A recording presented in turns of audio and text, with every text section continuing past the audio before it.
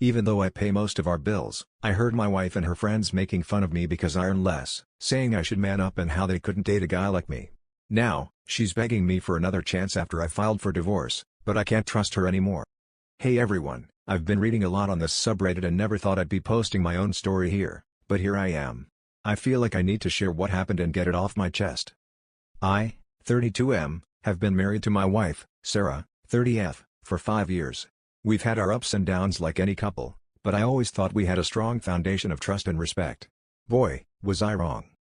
To give you some background, I have a pretty significant insecurity about my job. I'm a teacher, and while I love my job and the impact I can have on kids, it doesn't pay much. Sarah works in tech and makes significantly more than I do. I've always felt a bit emasculated by this, even though Sarah has always reassured me that she loves me for who I am and not for what I make. We've discussed my feelings of emasculation and insecurity many times, and she always insisted that it didn't matter to her. But still, it's a sore spot for me. A few weeks ago, Sarah had a couple of her friends over. I was in my home office grading papers, and the walls in our house are pretty thin, so I could hear snippets of their conversation. At first, it was just normal girl talk, gossiping about mutual friends, complaining about work, etc. But then I heard my name. My ears perked up, and I started listening more closely. What I heard next shattered me. Sarah was talking about my insecurity over my job and how much more money she makes than I do. She was laughing about it, making jokes about how I get all mopey about our finances and how I'm just a teacher.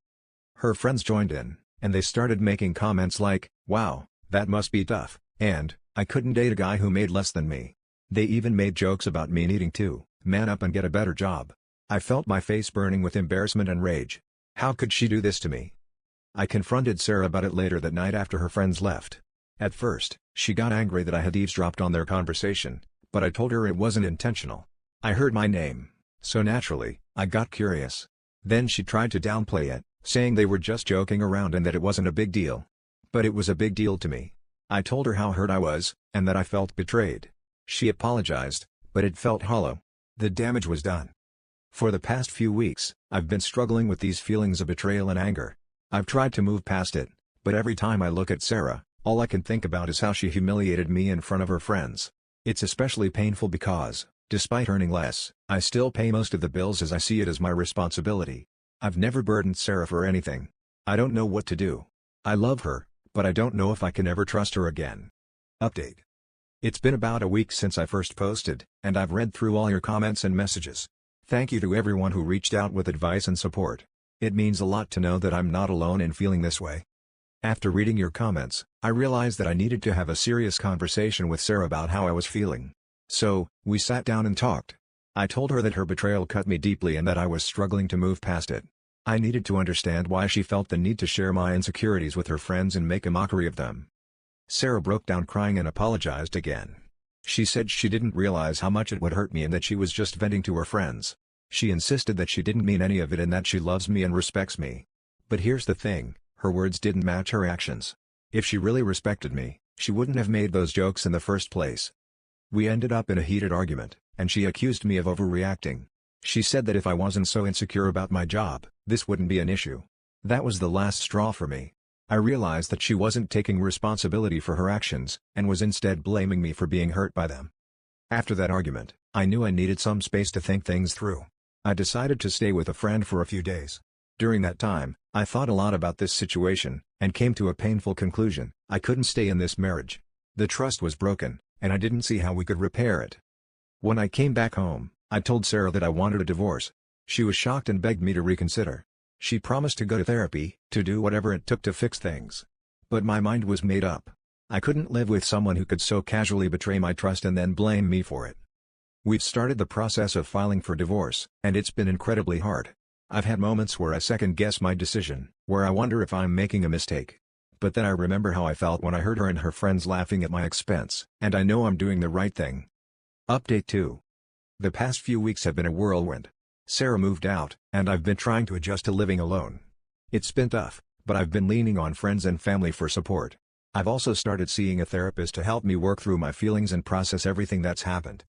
I've started looking at new job opportunities and considering going back to school to further my education.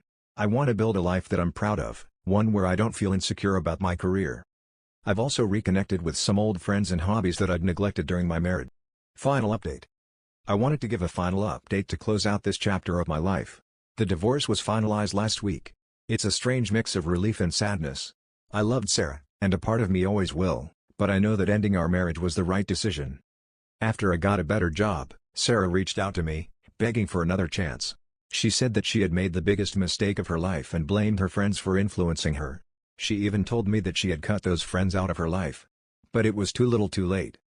I told her that my feelings of emasculation and insecurity about my job were something I had shared with her in confidence, trusting that she would support me.